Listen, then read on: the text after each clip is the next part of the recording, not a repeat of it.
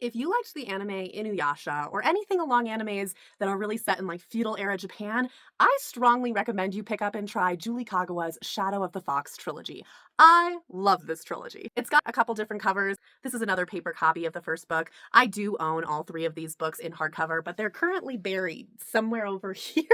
And so I'm not going to bother getting those right now because I also have the covers in paperback. These belong to my younger brother. This belongs to my youngest sister. So fun, fun. My very first anime was Inuyasha, and I absolutely loved this story. I thought it was beautiful. I thought it was wonderful and fabulous. I really love feudal era Japan-esque stories, and this was just chef's kiss. Loved it. Years later, I became aware of one of my favorite authors, Julie Kagawa, having published a new trilogy called Shadow of the Fox, and I really liked this cover. I thought it was really cool, and so I bought the trilogy to read the books. I already knew this author from series like the Iron Fae series, which is actually quite huge and also has different covers. This is the newest version, as well as the Immortal Rules trilogy. This is a trilogy. These are just the dust jackets that I keep over to the side that I really liked. This was another one of my favorite series when I was in middle school. I absolutely love this author. I think she's fabulous. So when I found out she had another trilogy, I immediately got it and I read it. And as I was reading book one, I thought to myself, wow, this reminds me so much of Inuyasha. Now, this world that this story is built in is not actually feudal era Japan. It's just based on it. So this is a fantasy world, but instead of based on a lot of American or European medieval culture that we see in fantasy, this is based on feudal era Japanese style fantasy world, which is really cool. It uses a lot of the folklore terminology from Japanese feudal era. We've got demons like the yokai,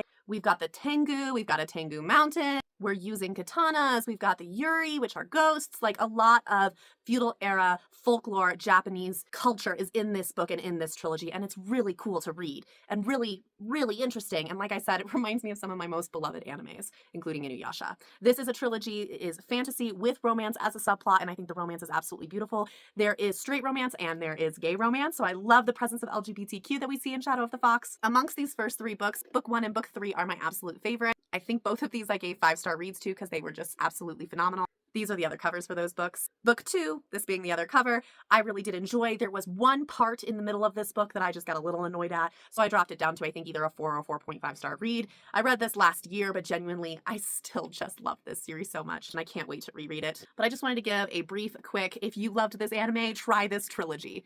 This is also the trilogy that I recommended to my youngest sister, who is in school and doing a ton of school reading.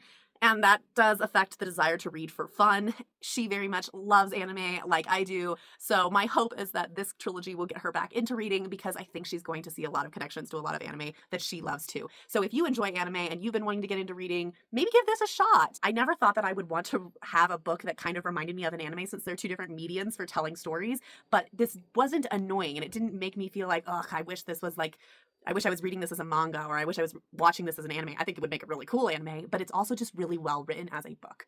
So that's my quick recommendation for Shadow of the Fox. The only other series for Julie Kagawa that is out there that I'm aware of is the Talon series. I have not read this. This one's about dragons. I think Julia Kagawa as an author does such cool diversity with regards to her fantasy writings. The Iron Fae series, starting with the Iron King, is about Fae, is about very much the Fae world of the Seelie and Unseelie courts. The Immortal Rules trilogy is about vampires, which is really cool, very dystopian. Shadow of the Fox is Japanese folklore-inspired fantasy, and Talon, as you can guess, is about dragons. I can't specifically recommend this one because I haven't read it yet, but what a cool diversity of different types of stories in the fantasy world that Julie Kagawa has done. So I recommend giving any of these a try, except I can't recommend this one yet because I haven't read it. Definitely want to. I own the whole series because I love this author, and I can't recommend her enough. So keep reading what you love, and I will see you next time.